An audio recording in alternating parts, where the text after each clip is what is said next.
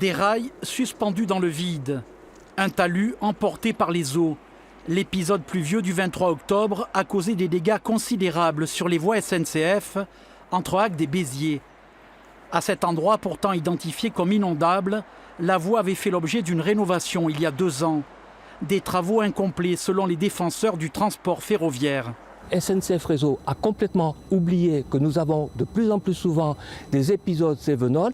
Ils auraient dû étudier la mise en transparence hydraulique de cette ligne ancienne. C'est-à-dire ?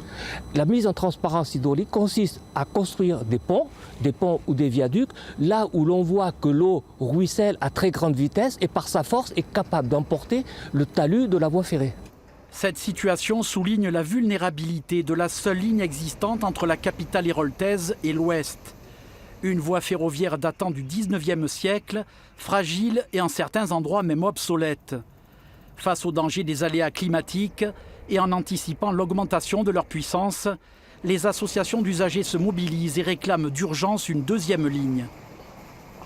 La ligne actuelle, qui est incontournable, puisqu'on n'en a qu'une, elle passe au milieu des lagunes, donc elle va finir par être submergée par la mer. On n'a pas le choix, il va falloir construire une nouvelle ligne.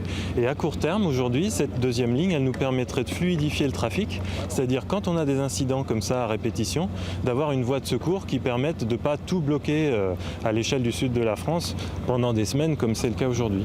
La ligne nouvelle Montpellier-Perpignan est aujourd'hui encore en attente de financement. Des négociations sont en cours avec l'État.